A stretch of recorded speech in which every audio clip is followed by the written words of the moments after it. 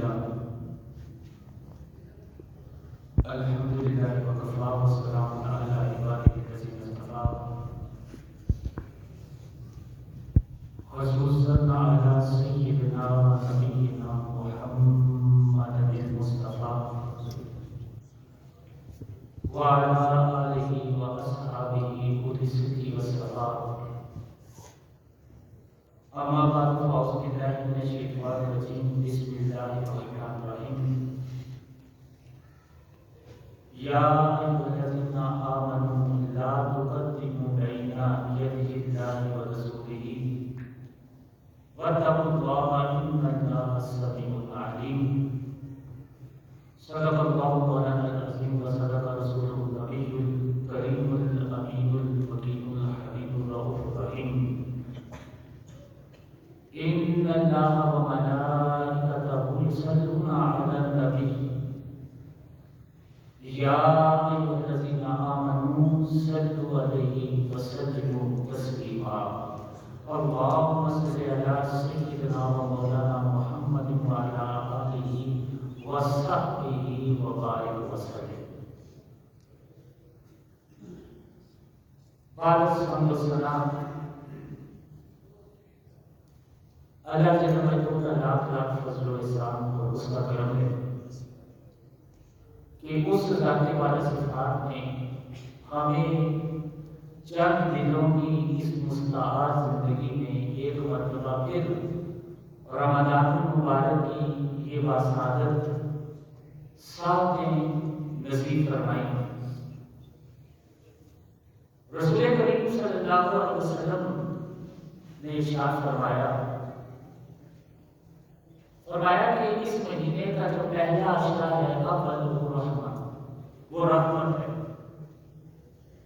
اور فرمایا جو درمیانی عشرہ ہے وہ مغفرت ہے، اور تیسرا عشرہ فرمایا وہ جہنم سے نجات ہے. رحمت کیا چیز ہوتی ہے؟ رحمت یہی ہوتی ہے کہ انسان کے اعمال جس چیز کے متقاضی ہوں اس کے ساتھ وہ سلوک نہ کیا جائے. یعنی یہ نہیں ہے کہ جو انسان نے کیا اس کے ساتھ ویسا ہی اس کو سلوک اس کے ساتھ ہو گیا، ویسا ہی اس کا بدلہ مل گیا. تو یہ عدل ہوتا ہے، یہ انصاف ہوتا ہے، لیکن یہ رحمت نہیں ہوتی. رحمت کیا ہے؟ رحمت یہ ہے کہ انسان کا کردار، انسان کے اعمال، انسان کے افعال وہ تو کچھ اور چاہتے ہو، لیکن اللہ جو ہے وہ اس طرح اس کے ساتھ سلوک نہ کرے بلکہ اس کو اپنے فضل کے سائے میں لے لے. اس کو رحمت کہتے ہیں، اس کو رحمت کہتے ہیں. تو سب سے بڑی رحمت کیا ہے کہ گناہوں کے باوجود، نافرمانیوں کے باوجود، اللہ سے بغاوت کے باوجود، قدم قدم پہ اس کی ناشکری کے باوجود اس رب نے ہمیں یہ رمضان نصیب فرما دیا. یہی سب سے بڑی اللہ کی رحمت، یہی سب سے بڑی اللہ کی رحمت. اور پھر دوسری رحمت کیا کہ پھر اس رمضان میں جو رمضان اللہ نے ہمیں عطا فرمایا، اس رمضان میں اللہ نے ہمیں توفیق بھی عطا کر دی کہ ہم اس کی عبادت کر سکیں، ہم راتوں کو کھڑا ہو سکیں، ہم روزہ رکھ سکیں، ہم قرآن پاک کو سمجھ سکیں، اس کی تلاوت کر سکیں، اس میں صدقہ و خیرات کر سکیں. یہ سب کچھ توفیق ہمیں عطا کرنا یہ کیا ہے؟ یہ اللہ کی رحمت ہے. یہ کیا؟ یہ اللہ کی رحمت ہے. رسول کریم صلی اللہ علیہ وسلم نے بڑی عجیب سی بات ارشاد فرمائی. آقا علیہ السلام نے ارشاد فرمایا کہ اللہ نے مجھے یہ فضیلت عطا کی ہے کہ میری امت کو یہ رمضان عطا فرمایا. اور رمضان میں اللہ نے کیا کیا؟ فرمایا کہ جو روزہ دار کی منہ کی بو ہے وہ کیا اللہ یہ فرماتا ہے اطیب عند اللہ، وہ اللہ کے نزدیک کیا ہے کہ وہ اتنی اچھی ہے اطیب عند اللہ من المسک، کہ جتنی جو ہے وہ خشک ہوتی ہے، خشک سب سے زیادہ مہنگی خوشبو جو حیرت کے نافے سے بنتی ہے وہ خوشبو. تو فرمایا کہ بندے کے منہ کی جو بو ہے وہ اللہ کے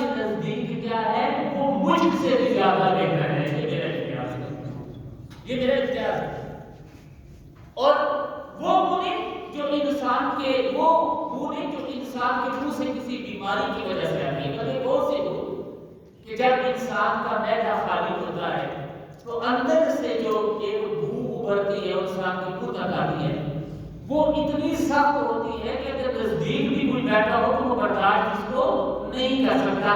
لیکن اللہ نے کیا ارشاد فرمایا؟ اللہ نے فرمایا بندے نے میرے لیے سب کچھ چھوڑ دیا, میں بندے کی اتنے قریب ہو جاتا ہوں, اتنے قریب ہو جاتا ہوں, اتنے قریب ہو جاتا ہوں. فرمایا کہ جب وہ سانس لیتا ہے تو میں اس کے سانس کی بو کو بھی محسوس کرتا ہوں, میں اس کے سانس کی بو کو بھی محسوس کرتا ہوں. اب اس سے زیادہ اور قرب کیا ہوگا؟ اس سے زیادہ اور قرب کیا ہوگا؟ یہی رحمت ہے, یہی رحمت ہے. اور پھر رحمت کیا ہے؟ رحمت یہ ہے کہ سہارا دیا, سہارا دے کے اس کی توفیق. یہ انسان کا قدم اٹھانا بھی اس کی توفیق سے ہے. اگر وہ توفیق نہ دے تو انسان ایک قدم بھی نہیں اٹھا سکتا. تو جو اللہ کی رحمت ہے وہی اللہ کی توفیق ہے. تو اگر اللہ کی رحمت ہمارے شامل حال نہ ہو تو ہم اگلے اشرے تک پہنچ ہی نہیں سکتے, جو کہ اللہ کی مغفرت کا اشرہ ہے, جو کہ اللہ کی مغفرت کا اشرہ ہے. تو یعنی بات یہ ہے کہ یہ وہ اشرہ ہے جس اشرے میں ہم اللہ کی رحمت کے مزے لوٹ رہے ہیں, اللہ کی رحمت کے مزے لوٹ رہے ہیں. اور اللہ کی رحمت کے مزے یہ ہیں کہ خدا نے گناہوں کے باوجود ہمیں سحری, پھر اس کے بعد افطاری, پھر اس کے بعد روزہ, پھر روزے کی ساری برکتیں ہمیں عطا کی. یہ اللہ کی رحمت ہے.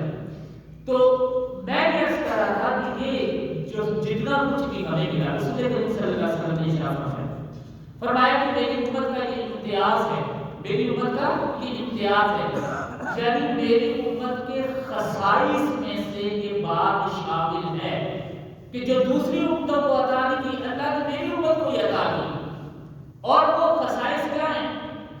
فرمایا کہ اللہ تبارک تعالیٰ جب انسان میرا امتی روزہ کھولتا ہے تو اللہ افطار کے نزدیک اس کو 2 خوشیاں عطا فرماتا ہے. افطار کے نزدیک اس کو 2 خوشیاں عطا فرماتا ہے. ایک خوشی کیا؟ ایک خوشی افطار کی ہے, اور دوسری خوشی کیا ہے؟ دوسری خوشی اللہ تبارک تعالیٰ جنت میں اس کو اپنے دیدار کا وعدہ کرتا ہے کہ میرے لیے اگر تم نے آج افطار کیا تو یہاں تمہیں میں نے سیرابی عطا کی, تمہارے جسم کی, تمہارے حواس کی. جس طرح یہاں میں نے تمہارے کام و دہن کی پیاس کو بجھایا ہے, اسی طرح جب تم میرے پاس جنت میں آؤ گے سارے پردے ہٹا کر تمہیں دیدار کروا کر تمہاری آنکھوں کی پیاس کو بھی بجھا دوں گا, آنکھوں کی پیاس کو بھی بجھا دوں گا. اور یہ امتیاز ہے اس امت کا. اور ہمیں قرآن ملا تو کس کے وسیلے سے ملا؟ رسول کریم صلی اللہ علیہ وسلم. ہمیں ایمان ملا تو کس کے وسیلے سے ملا؟ رسول کریم صلی اللہ علیہ وسلم کے وسیلے سے. ہمیں یہ رمضان جو کچھ بھی ملا, یہ ساری خیرات, یہ ساری برکتیں کس کی وجہ سے ہیں؟ رسول کریم صلی اللہ علیہ وسلم. میں یہ بات اکثر عرض کرتا ہوں, اللہ تبارک تعالیٰ نے ہمیں زندگی میں بہت کچھ عطا فرمایا, بہت کچھ عطا فرمایا. فرمایا وَإِن تَعُدُّوا نِعْمَتَ اللَّهِ لَا تَحْصُوهَا. فرمایا کہ اگر تم میری نعمتوں کو شمار کرنا چاہو نا تو شمار بھی نہیں کر سکتے. اتنی نعمتیں تمہیں عطا کی, لیکن اتنی نعمتیں عطا کی. سب سے بڑی ایک نعمت میں عرض کرتا ہوں, ایک بات آ گئی کہ یہ جو 3 رمضان مبارک ہے یہ حضرت فاطمہ الزہرا سلام اللہ علیہا آپ کا جو مثال ہے.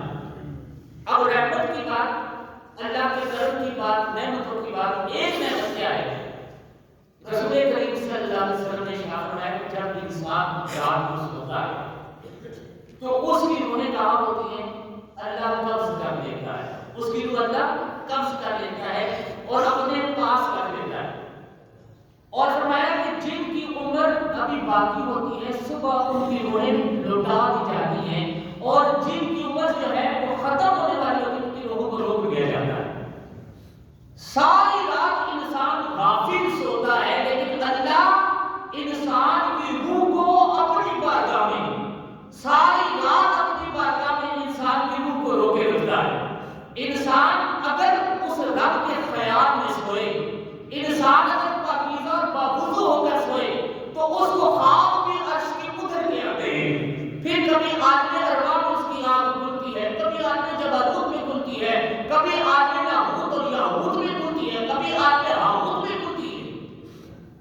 انسان کی روحانی پرواز ہے، تو ہر انسان کی روح جو ہے وہ اللہ ہر رات قبض کرتا ہے۔ یہ وہ نعمت ہے جسے ہمیں پتہ نہیں۔ ہم صبح اٹھتے ہیں تر و تازہ اٹھتے ہیں اور ہمیں پتہ ہی نہیں کہ ساری رات کوئی ہے۔ وہ شمع کی لو تھی کہ تو تھا مگر ہجر کی رات، دیر تک روتا رہا کوئی سرانے میں۔ تو کوئی تو ایسا ہے نا جو تمہارے سرانے بیٹھا رہتا ہے ساری رات، تاکہ تمہیں کوئی تکلیف نہ ہو، تاکہ تمہیں کوئی دکھ نہ پہنچے، تمہیں کوئی مصیبت نہ پہنچے۔ تو وہ رب ہے جو تمہاری روح کو روکے رکھتا ہے۔ اب حضرت اسرائیل علیہ السلام جب روح قبض کرتے ہیں، وہ قبض کرنا علیحدہ ہے، اللہ کا روح کو قبض کرنا ایک علیحدہ ہے۔ جب کسی کی موت آتی ہے تو پھر اسرائیل علیہ السلام کی ڈیوٹی ہوتی ہے کہ وہ روح کو قبض کر لیتے ہیں۔ اب سنیں، یہ اللہ کی سب سے بڑی نعمت، اللہ ہر رات روحوں کو قبض کرتا ہے۔ تو سیدہ کائنات حضرت فاطمہ الزہرا جب آپ کا وقت وصال آیا تو آپ نے مسجدہ بچھایا، غسل کیا، اللہ کے سامنے آپ نے مناجات کی، دعا کی، اور وہ دعا کیا کی؟ کہا کہ اللہ تو جانتا ہے، اے اللہ تو جانتا ہے کہ میں محمد مصطفیٰ صلی اللہ علیہ وسلم کی گھر کی عزت ہوں۔ اے اللہ آج تک میرا بال جو ہے وہ ننگا کسی صورت سے کبھی سورج نے بھی نہیں دیکھا، کسی نامحرم کی نظر کبھی میرے ایک بال پہ بھی نہیں پڑی۔ تو میں نے بولا اب تو میرا اور تیرا وصال ہے، تو میں یہ کس طرح برداشت کر لوں کہ جبریل امین آئے، میں کس طرح برداشت کر لوں کہ اسرائیل علیہ السلام آئے میری روح قبض کرنے کے لیے، اور ان کے سامنے میرا پردہ کھل جائے، اور ان کے سامنے میرا پردہ کھل جائے۔ اے اللہ میں تجھ سے دعا کرتا ہوں کہ جس طرح تو ہر دعا کرتی ہوں کہ جس طرح تو ہر رات مومنین کی روح کو قبض کرتا ہے اور اپنے پاس رکھتا ہے، میں نے بولا اسرائیل کو نہ بھیجنا، میرا پردہ خراب نہ ہو۔ میں نے بولا میری روح کو قبض کرنی ہے تو خود ہی میری روح کو قبض کرنی ہے، تو خود ہی میری روح کو قبض کرنی ہے۔ تو حضرت فاطمہ الزہرا کے بال کو اسرائیل نے بھی نہیں دیکھا، جبرائیل نے بھی نہیں دیکھا، خالی بال کی بات ہے، اسرائیل نے بھی نہیں دیکھا، جبرائیل نے نہیں دیکھا، بلکہ روح جو قبض کی ہے وہ بھی کس نے کی ہے؟ اللہ نے ڈائریکٹ قبض کی ہے۔ یہ نعمت ہے اللہ کی۔ تو اللہ فرماتا ہے کہ اگر تم میری نعمتوں کو گرنا چاہو تو گر نہیں سکتے، لیکن خدا نے کہا کہ میں احسان نہیں جتلاتا، میں احسان نہیں جتلاتا۔ کیوں؟ اس لیے احسان نہیں جتلاتا کہ یہ ساری نعمتیں تمہیں دینا میرا حق تھا، یہ ساری نعمتیں تمہیں دینا میرا حق تھا۔ اب اگر ایک کوئی والد کہے اپنے باپ کو، یا کوئی والد اپنے بیٹے کو کہے کہ بھائی میں تیرے کپڑے بھی بناتا ہوں، میں نے تیری تعلیم کے بھی پیسے خرچ کیے ہیں، میں تیرے اخراجات بھی برداشت کرتا ہوں، تو یہ میرا احسان ہے تم پہ، تو اس کا جواب کیا ہوگا؟ وہ کہے گا کہ ابا جی آپ میرے باپ ہیں، یہ فرض ہے آپ کا، آپ کے احسان ہی نہیں مجھ پہ، یہ آپ کا فرض ہے، سارے ہی کرتے ہیں، آپ نے بھی کرنا تھا، اس میں بھی کون سی بات ہے؟ دنیا میں آیا میں اپنی مرضی سے نہیں ہوں، تو یہ آپ کا فرض بنتا تھا کہ آپ میری کفالت کرتے، آپ نے اپنا فرض نبھایا ہے، اس میں احسان کی کون سی بات ہے؟ تو اللہ نے اگر ہمیں یہ ساری کائنات عطا فرمائی نا، تو یہ اللہ نے ہم پہ احسان نہیں کیا، بلکہ کیا کیا ہے؟ وہ رب ہونے کے ناطے سے اس کا فرض تھا، اس نے اپنے فرض کو پورا کیا۔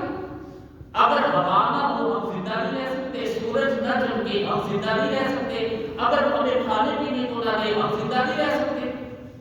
تو اگر یہ سب کچھ اس نے دیا ہے یہ نعمتیں، تو یہ اس کا احسان نہیں ہے، بلکہ کیا ہے؟ یہ اس کا فرض تھا، اس نے سب کچھ عطا کیا۔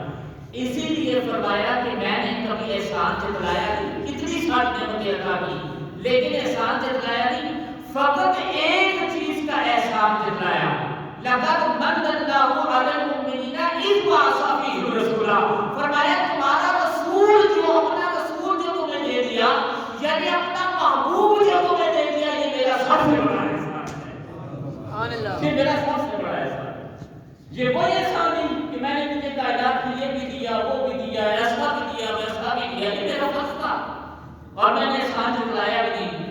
محبوب کوئی کسی کو نہیں دیتا، تو میں نے اپنا محبوب تمہیں دے دیا۔ میں نے اپنا محبوب تمہیں دے دیا، یہ میرا سب سے بڑا احسان۔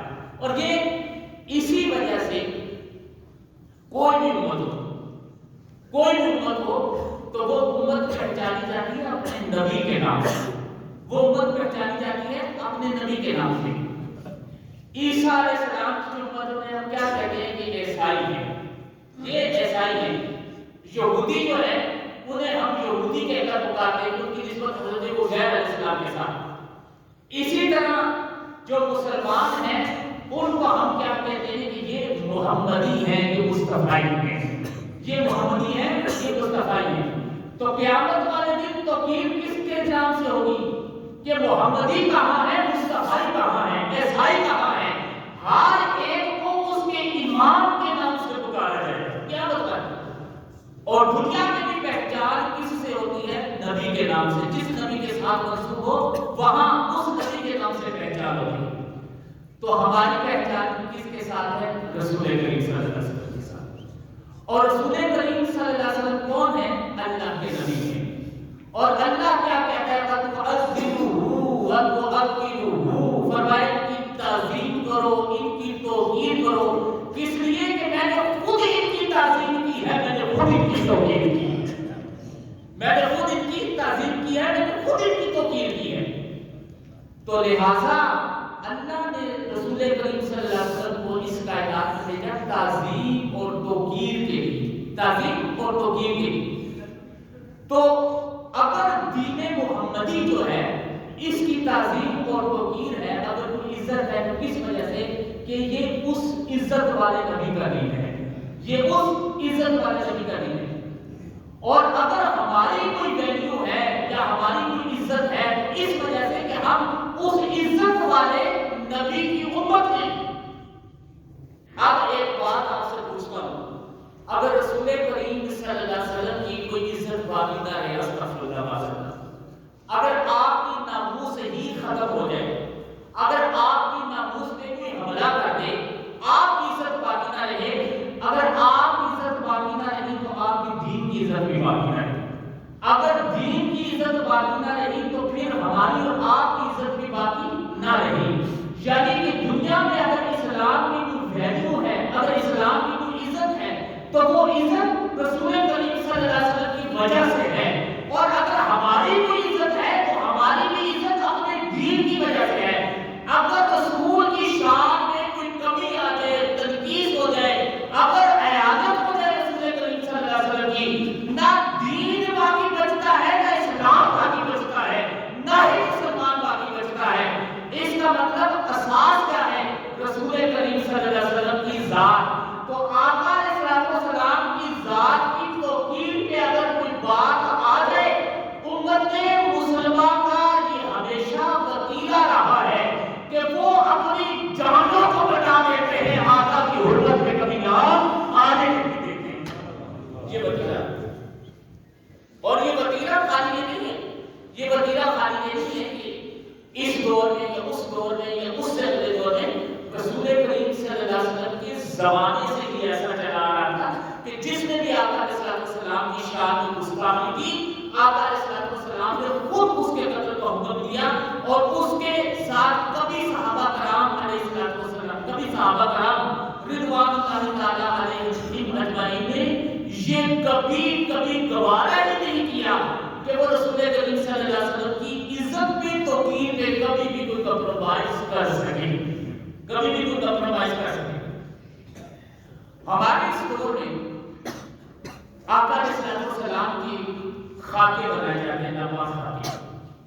وہ کس وجہ سے ہم یہ سمجھتے ہیں اور میڈیا ہمیں یہ سمجھانے کی کوشش کرتا ہے کہ یہ اظہار آزادی ہے، یہ آزادی اظہار ہے، آزادی رائے کا اظہار ہے کہ مثلاً جو چاہے جو کرے وہ ایکسپوز کر سکتا ہے، وہ بنا سکتا ہے۔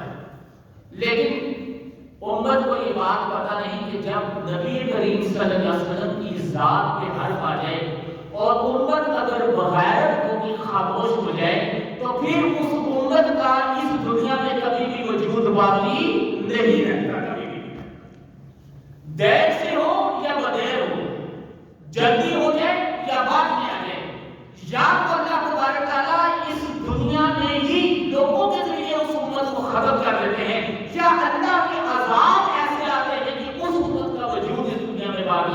نہیں رہتا. باقی اب جمعے کا خطاب اتنا ڈیلیٹڈ سا ہوتا ہے کہ اس میں ساری باتیں نہ بیان کی جا سکتی ہیں نہ کہی جا سکتی ہیں.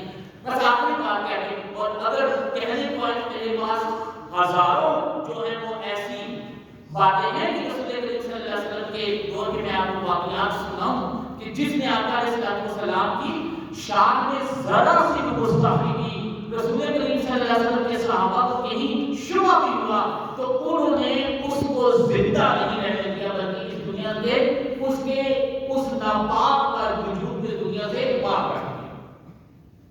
تو اب ہمیں یہ پتا ہے رسول کریم صلی اللہ علیہ وسلم کے ساتھ ہمارا ایک تعلق ہے. پہلا تعلق کیا ہے؟ پہلا تعلق یہ ہے کہ ہم آقا علیہ السلام کو چاہتے ہیں، لیکن کہاں تک کہ ہم صرف چاہتے ہیں کہ ظاہر وہ ہمارے رسول ہیں، بس بات ختم ہو گئی. دوسرا تعلق یہ ہے کہ ہم رسول کریم صلی اللہ علیہ وسلم کو چاہتے ہیں کہ وہ ہمارے قلب ہیں، یعنی قلبی طور پہ ہمیں اس سے محبت ہے. یہ دوسری بات ہے. اور تیسری بات یہ ہوگی کہ ہمیں آقا علیہ السلام سے عشق کی حد تک محبت ہے. یہ تیسری بات. اور عشق کیا ہوتا ہے؟ عشق ہوتا ہے جنون، عشق ہوتا ہے پاگل پن جس میں دلیل نہیں ہوتی. عشق خود مفتی ہوتا ہے، عشق خود منصف ہوتا ہے، اسے کسی سے دلیل لینے کی ضرورت نہیں ہوتی. اب رسول کریم صلی اللہ علیہ وسلم کیا چاہتے ہیں کہ ان کے ساتھ ہمارا تعلق کیسے ہو؟ فرمایا کہ لا ایمان لمن لا محبت له. فرمایا کہ لوگوں سن لو، اس وقت تک تم ایماندار ہو ہی نہیں سکتے کہ جب تک تم مجھ سے محبت رکھو. آقا کیسی محبت؟ فرمایا کہ اتنی محبت کہ وہ محبت سب سے بڑھ گئے، من والدی و والدی والناس اجمعین. فرمایا کہ اتنی محبت اتنی محبت اتنی محبت کہ اپنے والدین سے، اپنی اولاد سے اور تمام انسانوں میں سے جس سے بھی تم محبت کرتے ہو ان میں سے سب سے زیادہ میرے ساتھ محبت رکھو. تمہارا ایمان سامنے حضرت عمر فاروق رسول کریم صلی اللہ علیہ وسلم کے سامنے کھڑے کہتے ہیں کہ آقا بڑی محبت ہے آپ کے ساتھ، آقا بڑی محبت ہے. فرمایا لیکن آقا کبھی کبھی میں اپنی جان کو آپ سے جو ہے وہ زیادہ محبت محسوس کرتا ہوں اپنی جان کی. آقا نے السلام نے فرمایا کہ عمر تیرا ایمان مکمل نہیں ہوا، تیرا ایمان مکمل نہیں ہوا. پھر کہنے لگے کہ یا رسول اللہ اب یہ حال ہو گیا ہے کہ میں اپنی جان سے بھی بڑھ کے آپ سے محبت کرتا ہوں. فرمایا کہ عمر آج تیرا ایمان مکمل ہو گیا، آج تیرا ایمان مکمل ہو گیا. ہم یہاں پہ جس خطے میں رہتے ہیں، یہ جو ملک پاکستان ہے، یہ ملک پاکستان جو ہے یہ جو ہمارے اوپر آج حکمران ہیں ان کے باپ دادا کی محنت سے نہیں آیا. یہ وہ لوگ ہیں جو انگریزوں کے کتے نہلانے والے، ان کی مراعات حاصل کرنے والے، یہ ان کے بینیفیشریز ہیں. ان کی محنت سے نہیں آیا. ہمارے آباء و اجداد نے خون دیا ہے، اور خون کس وجہ سے دیا ہے کہ یہ جو پاکستان ہے یہ تخت محمد ہے. دین کے احیاء کا سارا کام یہاں پہ ہوتا ہے. اسی وجہ سے دنیا بھر میں ساری لوگوں کی نظر پاکستان کی سرزمین پر ہے.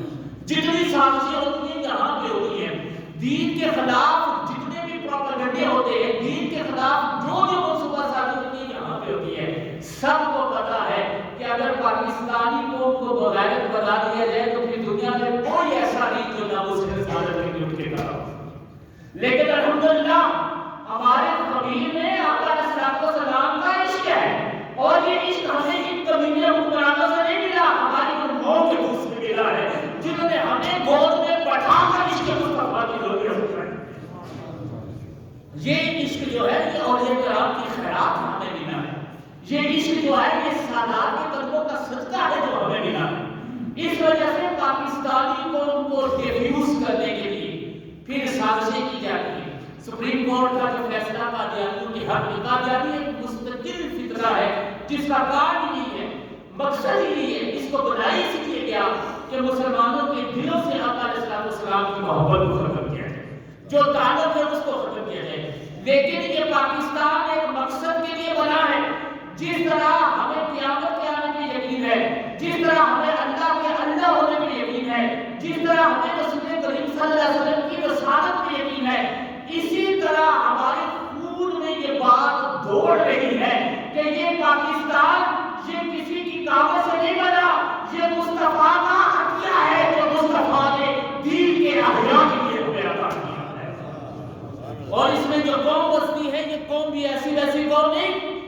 یہ سلیکٹڈ لوگ ہیں، یہ سلیکٹڈ لوگ ہیں جو نگاہ مصطفیٰ میں ہیں، جن سے مصطفیٰ کریم علیہ السلام نے کام لینا ہے. اور انشاءاللہ آخری وقت آئے گا. رسول کریم صلی اللہ علیہ وسلم نے بہت زیادہ پیشن گوئیاں کی ہوئی ہیں پاکستان کے اندر. آخری وقت آئے گا یہ جو حضرت امام مہدی کے نزول کے قریب اور ساری قومیں اس پاکستان پہ ٹوٹ پڑیں گی. یہاں تک کہ اتنی بمباری ہوگی کہ آسمان پہ اتنے جہاز ہوں گے کہ کہیں سے سورج کی کرن نیچے نہیں آ سکتی. اور سارے جو یو این او والے لوگ ہوں گے وہ سارے رات کو خوش ہوں گے کہ جو پاکستان ہے وہ صفحہ ہستی سے بٹا دیا. اور پھر صبح یہ ہوگا کہ جب ان کی آنکھ کھلے گی تو انہیں یہ خبر ملے گی کہ دہلی میں پاکستان کا پرچم لہرا رہا ہے. انہیں یہ خبر ملے گی. ہمیں تم یہ باتیں نہ بتاؤ، ہمیں تجھے نہیں پتا کہ تمہاری کرتوت کیا ہے. ہمیں تو اللہ کے ولیوں نے گود میں بٹھا کر بتایا ہوا ہے کہ یہ پاکستان مصطفیٰ کے قدموں کی خیرات ہے. اور انشاءاللہ اس کو سے اللہ نے بہت بڑا کام کیا، بہت بڑا. تو مبارک ہو تمہیں کہ تم سلیکٹڈ لوگ ہو. کبھی ان چیزوں سے گھبرایا نہ کرو. یہ بجلی نہیں ہے، یہ پانی نہیں ہے، ایسے نصور ہم پہ مسلط ہے. نہیں، یہ امتحان ہے. اللہ نے جن سے کوئی کٹھن کام لینا ہوتا ہے ان پہ آزمائشیں بھی بڑی کٹھن آتی ہیں، بڑی کٹھن آزمائشیں. تو انشاءاللہ اللہ تبارک تعالیٰ کے فضل سے نہ پہلے کسی کی سازش کامیاب ہوئی ہے، نہ اب کبھی کوئی یہ سازش کامیاب ہوگی. جتنا بھی سوشل میڈیا پہ بکواس کیا جا رہا ہے اور جتنا بھی بلاسفہمی کے ذریعے رسول کریم صلی اللہ علیہ وسلم کی حضرت کی کوشش کی جا رہی ہے، مجھے آج اپنے نوجوانوں پہ فخر اس وجہ سے ہے کہ ہم یہ سمجھتے ہیں کہ شاید انہوں نے بال ایسے رکھ لیے، شاید انہوں نے کپڑے ایسے رکھ پہن لیے، شاید ان کا رنگ ڈھنگ کوئی ایسا ہو گیا تو یہ شاید مغرب زدہ ہو گیا. نہیں، کل سے میں سوشل میڈیا پہ ٹرینڈ دیکھ رہا ہوں کہ مصطفیٰ کے چاہنے والے کتنے ہیں. میں نے کل سے ان اپنی آنکھوں سے دیکھا وہ لوگ جو فحش پوسٹ جو ہے وہ شیئر کرتے تھے. کل کسی آج تک کسی نے کوئی ایسی پوسٹ شیئر نہیں کی. جس نے بھی کوئی پوسٹ شیئر کی ہے میرے مصطفیٰ کے عشق کی پوسٹ شیئر کی. سبحان اللہ.